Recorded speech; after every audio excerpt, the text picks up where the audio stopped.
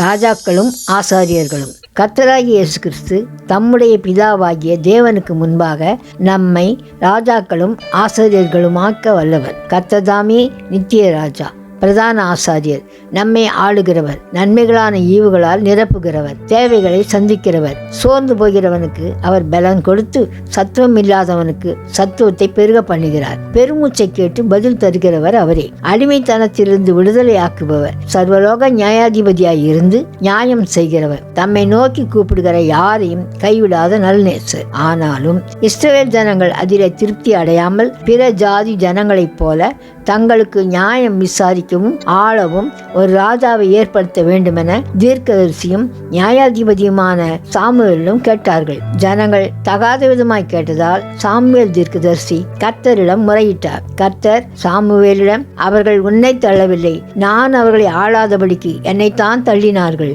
அவர்களை ஆள ஒரு ராஜாவை ஏற்படுத்து என்றார். கர்த்தர் கட்டளையிட்டு காட்டியபடி சாமுவேல் சவுலை ராஜாவாக அபிஷேகித்தார். அவனோ கொள்ளையின் மேல் பறந்து கர்த்தருடைய பார்வைக்கு பொல்லாப்பானதை செய்தான். அதனை அறிந்த சாமுவேல் கர்த்தருடைய சத்தத்துக்கு கீழ்ப்படுகிறதை பார்க்கிலும் சர்வாங்க தகனங்களும் பலிகளும் கர்த்தருக்கு பிரியமாய் இருக்குமோ, பலியை பார்க்கிலும் கீழ்ப்படிதலும் ஆட்டுக்கடாக்களின் இனத்தை பார்க்கிலும் செவி கொடுத்தலும் உத்தமம் என்றான். கர்த்தருடைய வார்த்தையை புறக்கணித்தபடியினால் சவுலை தள்ளி தாவீதை ராஜாவாக அபிஷேகிக்க செய்தார். ராஜாசனத்திற்கென யூதா கோத்திரத்தை சேர்ந்த தாவீதின் வம்சத்தை தெரிந்து கொண்டார். தாவீது கர்த்தரின் கட்டளைகளுக்கு கீழ்ப்படிந்து இதற்கேற்றவனாக இருந்தபடியால், உனக்கு முன்பாக நான் தள்ளிவிட்ட சவுலிடத்திலிருந்து என் கிருபையை விலக்கினது போல உன்னை விட்டு விலக்க மாட்டேன், உன் வீடும் உன் ராஜ்யமும் என்றென்றைக்கும் உனக்கு முன்பாக ஸ்திரப்பட்டிருக்கும் என்றார். அதுவே இன்றளவும் நிலைத்திருக்கத்தக்கதாக